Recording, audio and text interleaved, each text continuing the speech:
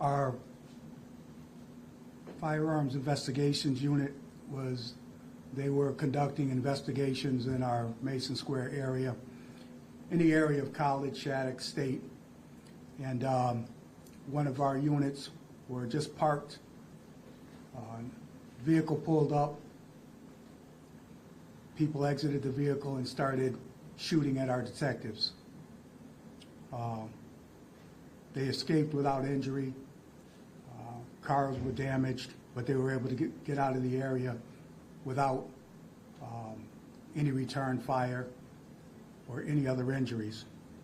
While searching for that car, another one of our detective units were then fired upon on State Street by another vehicle.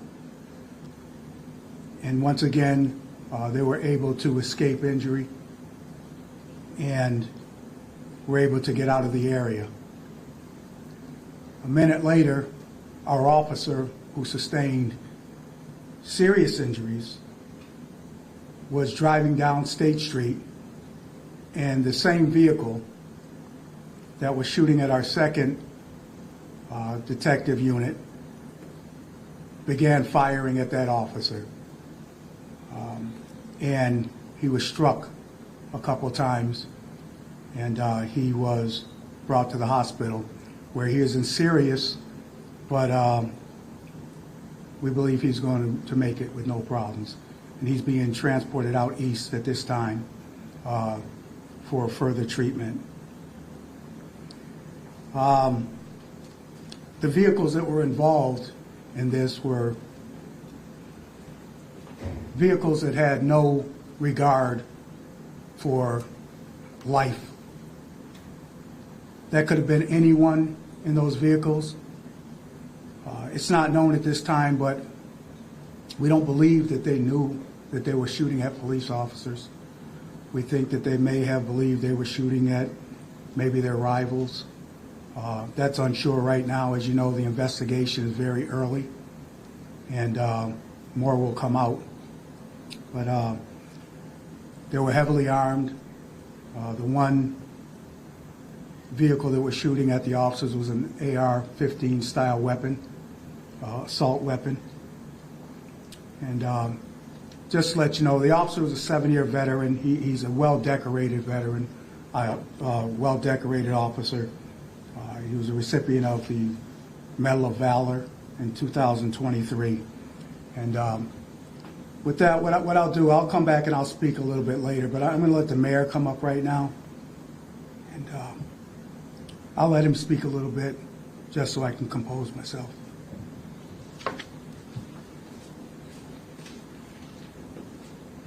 First of all, to Police Superintendent Akers, thank you for your leadership. The street team that did a tremendous job last night. Direction Senior Captain Trent Duda, Deputy Steve Kent, FIU, Firearms Investigations Unit, Captain Ryan Keenan. They were out. Warrants last night. And Senior Captain, and Captain Martucci, Jeff Martucci. Just a couple of days ago, we marked the 12th anniversary of Kevin Ambrose making the ultimate sacrifice to save a mother and a child. Thank God that this did not occur again last night. For a brave and dedicated officer, and as Police Superintendent Akers indicated, well-decorated Medal of Valor awardee, highest honor this department gives out. First of all, my thoughts and prayers go out to he and to his family for good health, speedy recovery, and encouragement. As Superintendent Akers indicated, he's being transported to Boston. He was shot in the face, and he was shot in the leg. State Public Safety Secretary Terry Reedy had reached out to me, as with Superintendent Akers for any assistance we need, and I'll get into that. But when you see the write-up of these individuals that were arrested, and again, 7 guns were taken off the streets, AR-15, and then on the warrant that they put forth on Randall Place, even more ammunition. But when you see these individuals here, it's a common theme. All with gun charges, out on the streets. All of them, including the juvenile who had shot a person, priorly. Out on bail, out on the streets, and again, the inaction of the court system, and there some of our judges, just emboldens these individuals. They feel they can do whatever they want to do,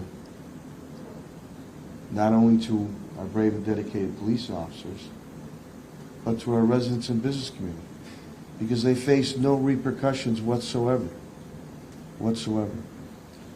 So when Secretary Reed indicated whatever assistance you need, and we have a great relationship working with him and state police and other public safety authorities on state level and federal level, I need the courts. I need some of the judges. You see these individuals here, one juvenile gun arrest.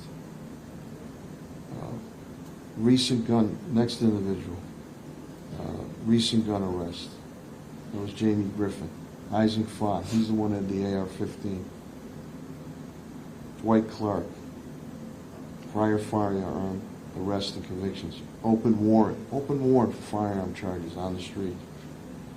Alberto Torres, last August, believed to be out on bail. And then a 16-year-old juvenile. This is the individual who's been out on bail that shot another person, 2023. What message does that send to the law-abiding residents and business community and to our brave and dedicated police officers? It's not a good message. But it is a good message for these repeat violent criminal offenders, for they're facing no repercussions whatsoever. Not even a slap on the wrist. And the massive crime scene that they had to handle last night, State Street, South End Bridge, MassDOT workers, they're doing work on the South End Bridge. They hit a MassDOT worker. And we're hopeful that he's going to be okay. Lower Forest Park area. This was a massive crime scene area, and I really have to commend our Springfield Police Department, how quickly they were able to get this under control, able to take those 7 guns off the streets, able to make these numerous arrests. They've done their job. Again, I asked the courts and some of the judges to do their job. I will continue to push for my bail reform legislation, but as I open and close, just a couple of days ago, we marked the tragic anniversary of Officer Kevin Ambrose making the ultimate sacrifice to save a woman, a mother and child. When I got those calls very, very early in the morning, you think back to that this could have happened again. So all the arrests here, all firearm charges, they're all out on the street. They're all being emboldened and empowered by the court system and some of our judges. One of my officers has been injured. Knock on wood. Hopefully he's going to be okay. Could have been killed. A regular resident or business owner could have been killed. So that's the help I need. That's the help the Springfield Police Department needs. That's the help that the residents of the city of Springfield and the business community need, for our courts and judges to uphold the law. And these individuals here, keep them off my streets, keep them out of my neighborhoods. You could have people, besides other officers, killed last night. Stop emboldening them, stop empowering them. All firearm charges out on the streets. A person who shot another person out on the streets. So that is my message. And again, I commend the Springfield Police Department and the leadership and the rank and file. They did great work last night. Multiple scenes across the city from these same individuals. Thank God they got them all. They got 7 guns off the streets, ammunition off the streets. So now, I'm not going to ask them. I'm going to demand the courts and some of the judges do their jobs. Because we could have been walking up here, God forbid, saying that one of our officers had been murdered and killed. Or a resident had been murdered or killed. Or a business owner had been murdered or killed from repeat violent criminal offenders. I thank all the media members that are here. Again, I thank Police Superintendent Akers and his dedicated team and the rank and file. They did one hell of a job last night. One hell of a job to take these people off the streets and take these guns off the streets. Now the help we need is from the courts and some of our judges. Thank you very much. All right. Thank you, Mr. Mayor. I needed a minute. I get a little emotional because I care about my officers.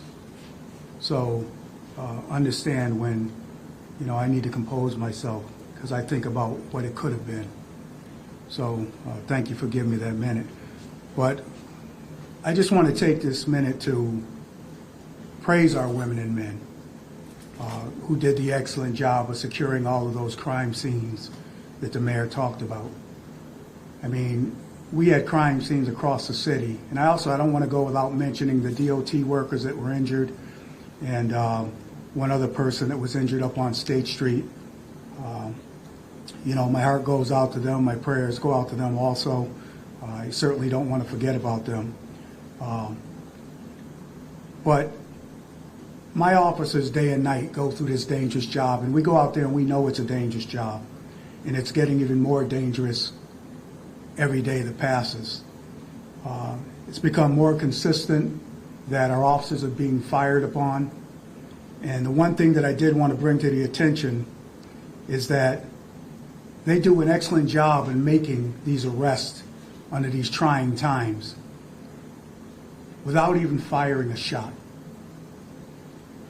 This could have been deadly on both sides. But our officers are out there, and there's been several instances lately, and I know most of you probably know about them, where our officers are being fired upon. And these people have total disregard for what they're doing. Many times they don't know they're officers because they're in an undercover capacity. So that could be your mother, father, brother, sister. They don't care. And it would be very easy for my officers to justify returning fire and maybe taking someone's life. So at a time when people think about the Springfield Police Department and our consent decree, and the first thing they think about is, oh, that must be a really, really bad department. They're under a federal consent decree. I want you to think about the professionalism that my officers have. Because it would have been very easy in many of these occasions to return fire, to take lives, and be justified in doing it. So to people that are out there and that really don't know what it's like to be out here as a police officer, please think about that. It's not about the consent decree. This is a great department that we have. And we have hundreds of great women and men that do a hell of a job. And I just want to mention again, all these recent incidents where we're being fired upon, we haven't taken lives. That's professionalism. Once again, my prayers go out to our officer, his family, the DOT workers, and everyone that was injured during this ordeal. But we're not stopping. We're going to continue being out there fighting the fight. The Springfield Police Department is going to be here. We're not going to lay down. We know what we signed up for, and we know what the result is that we want. So if anyone has any questions, I won't be able to get too deep into this investigation. What I can't answer, I have people up here that probably can, but as you know, it's a very fresh investigation, and I certainly don't want to hurt our investigation by saying too many things about it. So if anyone does have any questions, go right ahead. Yes, ma'am. In addition to the DOT workers, you mentioned another person is injured. Can you say a little bit more about that? Yeah, I don't really know the degree of his injuries. I think it may have just been collateral damage, that he was getting away or trying to get away, and he wasn't seriously injured or anything like that, to my knowledge. A participant in this whole melee or just a bystander? Yeah, no, just someone that was a bystander, and I believe they caught some collateral injury from it. Nothing serious. From a car, was he hit by he or she hit by a car? No, that person was not hit by a car. I don't know the degree of the injuries, but I don't believe that it was, no, they certainly weren't hit by a car. You were talking about the Mass DOT workers that were injured. How many people were injured, and do they have any life-threatening injuries or anything like that? I believe there were 2 Mass DOT people injured, one with serious injuries, and that wasn't from gunshot. I believe that was from being hit by a car. And again, there were several incidents that happened last night. You guys were very busy. Were all of them kind of connected, or were they isolated events throughout Springfield, since they're all kind of far apart? Well, if you're talking about, I mean, we had a lot of incidents, as you said, so I don't exactly know which ones you're speaking about, but, you know, from College Street, State Street, South End, those were all connected, yes. And you said 7 people were arrested in connection to this. I believe 5 people were arrested, and we retrieved about 7 firearms. I know you spoke earlier, not necessarily specific injuries, but if you could get specificity of those injuries that the officer sustained, we understand that he was shot in the face, but is there anything specific to add on to that? Where else? I don't think there's anything else that needs to be added on to that. That's exactly what happened. He was shot in the face and in the leg. And have you spoken to other officers? Has this raised concerns about their safety, or not in terms of dedication to the job, but when they're out on the streets, is this making them feel less safe this sort of time?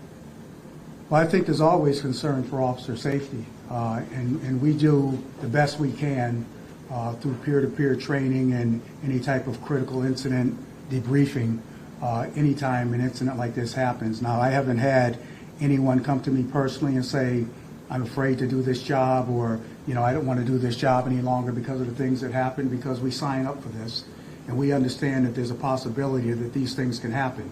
What we try to do is keep each other as safe as possible while we're out there.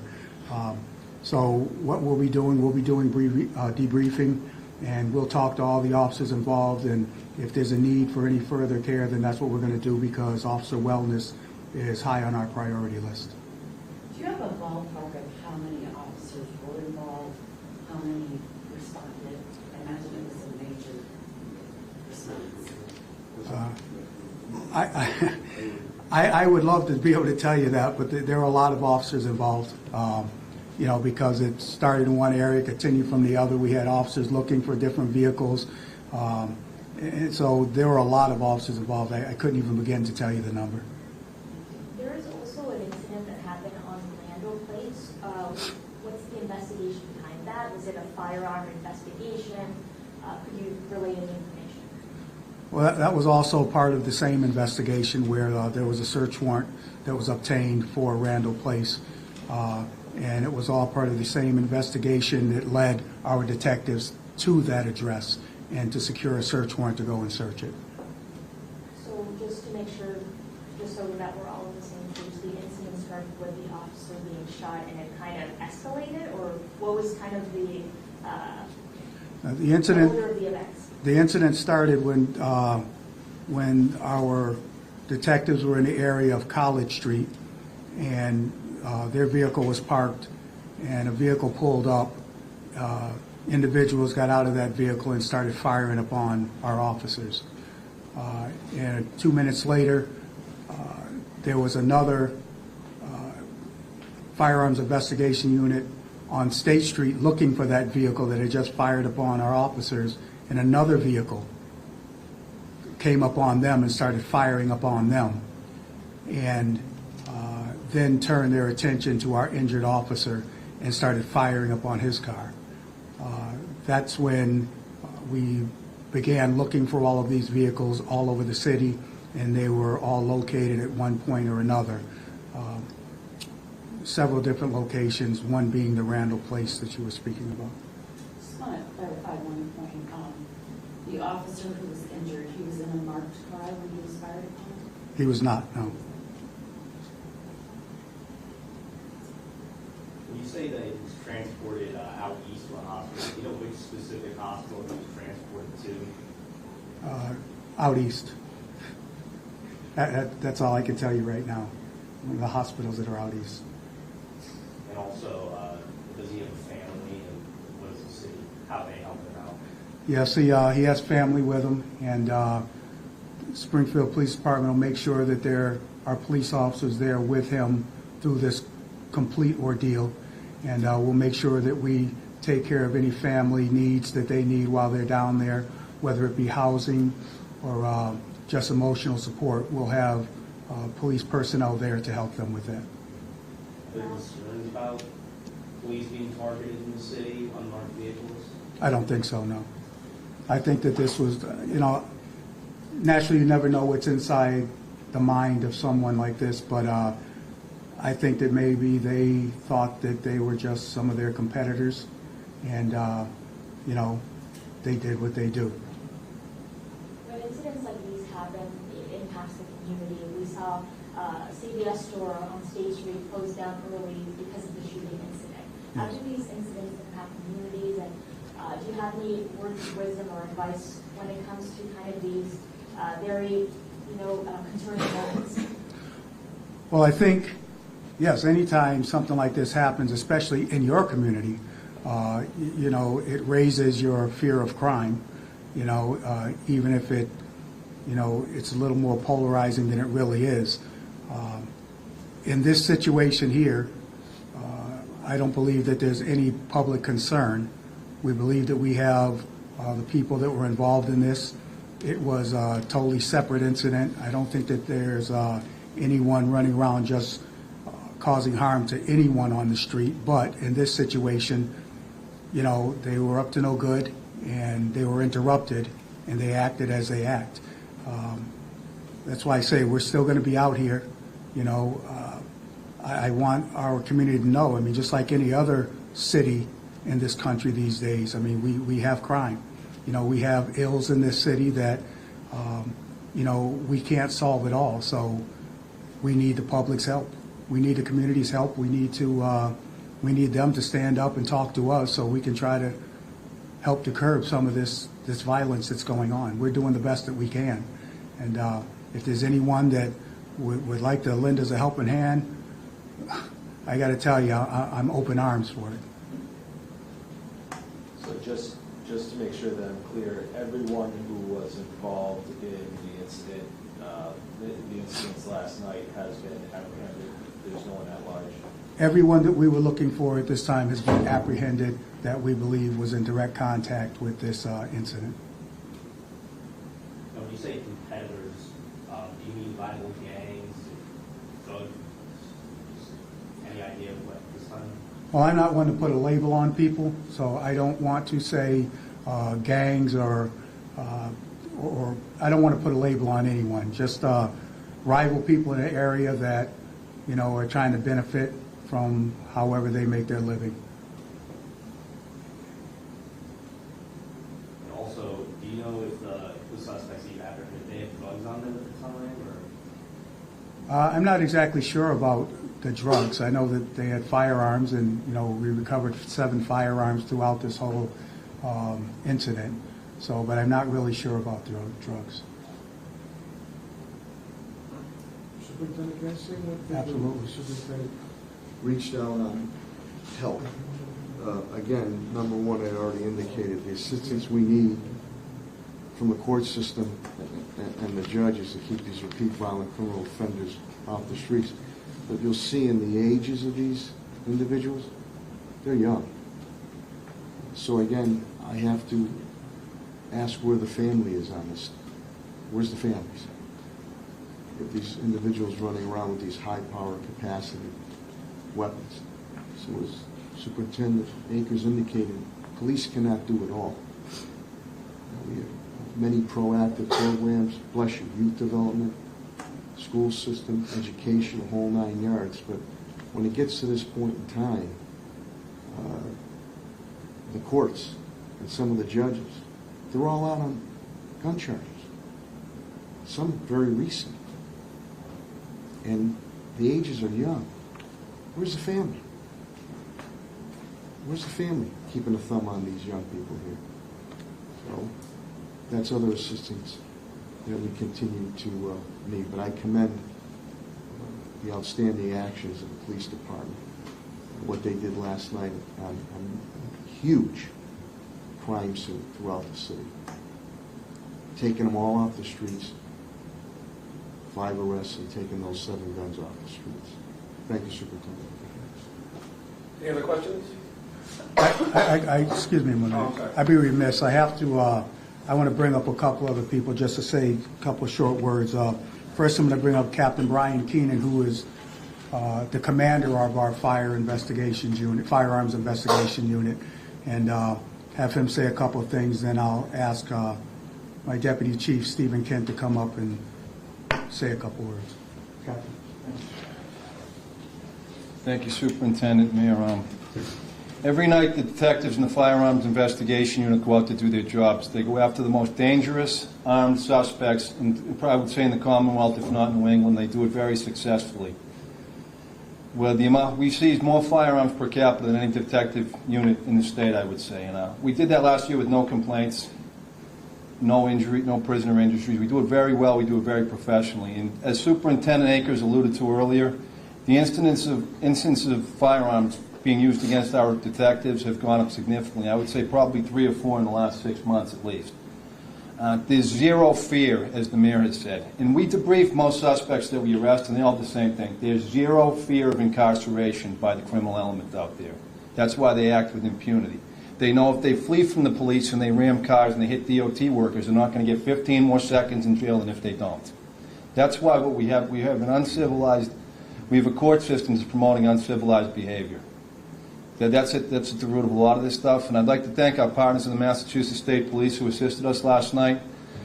I'd like to thank the Mass State Police for providing an escort for the family today, and the Boston Police Family Services Unit that's assisting the Springfield Police with caring for their officer's family. We're a law enforcement family. We work together. We work together with our partner agencies. We work together with ourselves. The Firearms Investigation Unit works hand in hand with Captain Duda's Detective Bureau under the guidance of Deputy Chief Kent, who runs the investigative services. And we do it well. I have to applaud the courageous act by the officers who are on the street, the restraint they showed, the heroic actions that save lives every single day. And it's what you don't hear about every day is the big deal what these firearms investigative detectives do. Thank you.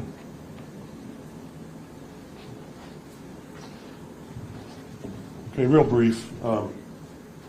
When we say a large crime scene spread out across the city, right, so you're talking about events that are taking place simultaneously. We have 2 carloads of shooters, right? We have a police officer who was shot and calls out on the radio that he's shot.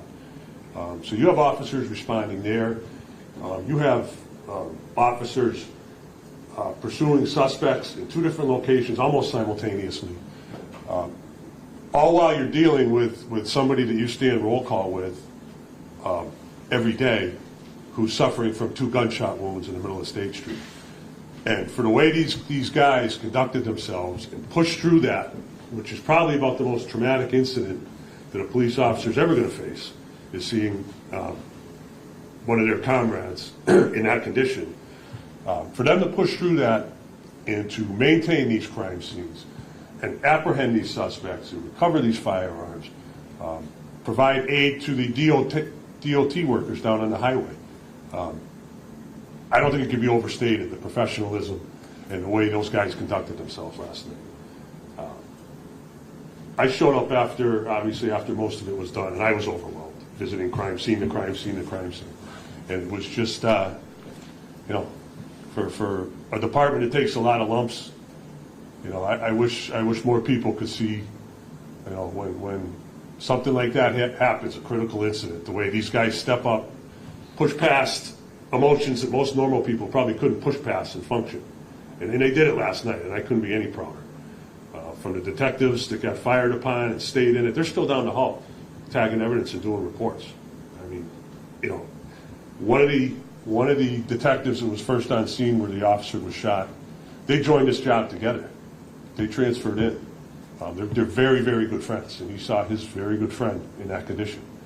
And he pushed past it. He's still here, doing the job. And the other thing I think that we didn't mention is the injured officer's son is a policeman, in a different jurisdiction. I won't mention the jurisdiction. I don't know if the family wants that out there. But his department stepped up. And they got the family here last night to get them to the hospital to be with the injured officer. So they deserve some kudos as well. They stepped up for us as well. When you think about an incident like this, and you think about how brazen these people are, whether they knew they were shooting at police officers or not, I'm not going to get in their heads. They knew they were shooting human beings, right? They knew they were on a crowded city street spraying rifle fire down the road. And today they're not able to do that because of what these officers did last night and what these officers had to overcome to do it.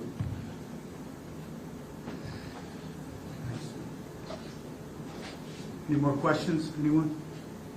Will be any body cam footage or scanner audio made available in the coming days?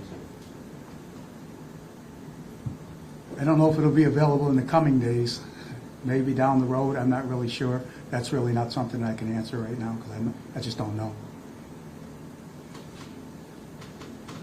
Is that it? Thank you all very much. Appreciate your time for coming here. Hopefully we don't meet like this again anytime soon. Thank you.